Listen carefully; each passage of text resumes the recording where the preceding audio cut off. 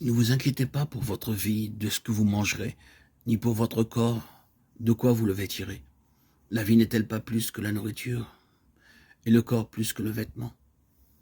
Regardez les oiseaux du ciel, ils ne sèment ni ne moissonnent, ni ne ramassent dans des greniers, et votre Père céleste les nourrit. Ne valez-vous pas, vous, beaucoup plus qu'eux? Qui d'entre vous, à force de soucis, peut ajouter à son âge une seule coudée? Et du vêtement, pourquoi être en souci? Observez les lys des champs, comment ils croissent. Ils ne peinent ni ne filent. Or je vous dis que pas même Salomon, dans toute sa gloire, n'a été vêtu comme l'un d'eux. Si l'herbe des champs qui aujourd'hui est là et demain sera jetée au feu, Dieu la revêt ainsi, ne fera-t-il pas beaucoup plus pour vous, gens de peu de foi? Ne vous mettez donc pas en souci en disant que mangerons-nous ou que boirons-nous ou de quoi nous vêtirons-nous. Tout cela, en effet, les païens le recherchent, car votre Père sait que vous avez besoin de tout cela. Cherchez d'abord le royaume de Dieu et sa justice, et tout cela vous sera donné en plus. Ne vous mettez pas en souci pour demain, car demain aura souci de lui. À chaque jour suffit sa peine. Matthieu 6, 25-32.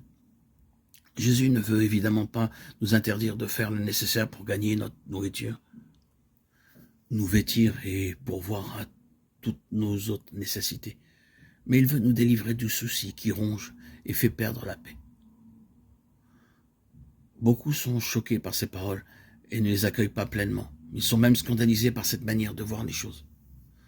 Cependant, que de souffrances et de tourments inutiles ils s'épargneraient s'ils voulaient prendre au sérieux cette parole qui est parole de Dieu et parole d'amour, de consolation et de tendresse extraordinaire. Notre grand drame est là.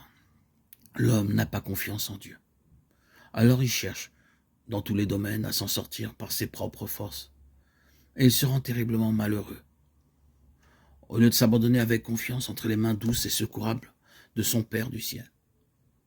Pourtant, comme ce manque de confiance est injustifié, n'est-il pas absurde qu'un enfant doute ainsi de son Père, quand ce Père est le meilleur et le plus puissant qui puisse exister, quand il est le Père du ciel?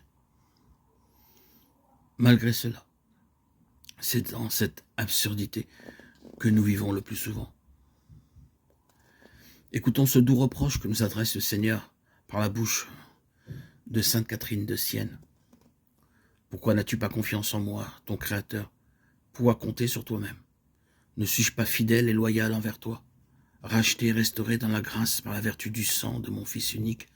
L'homme peut donc dire qu'il a expérimenté ma fidélité et pourtant, il doute encore, semble-t-il, que je sois assez puissant pour le secourir, assez fort pour l'assister et le défendre contre ses ennemis, assez sage pour éclairer l'œil de son intelligence, ou que j'ai assez de clémence pour pouvoir lui donner ce qui est nécessaire à son salut.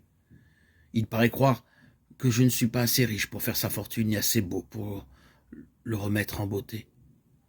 On dirait qu'il a peur de ne pas trouver chez moi de pain pour le nourrir, ni de vêtements pour le couvrir. Combien de jeunes, pour exemple, hésitent à donner totalement leur vie à Dieu, parce qu'ils n'ont pas confiance que Dieu soit capable de les rendre pleinement heureux. Et ils cherchent à assurer leur propre bonheur par eux-mêmes, mais ils se rendent tristes et malheureux. C'est bien là la grande victoire du père des mensonges, de l'accusateur, quand il réussit à mettre dans le cœur d'un enfant de Dieu la défiance vis-à-vis de son père. C'est pourtant marqué de cette défiance que nous venons tous au monde. C'est cela le péché originel.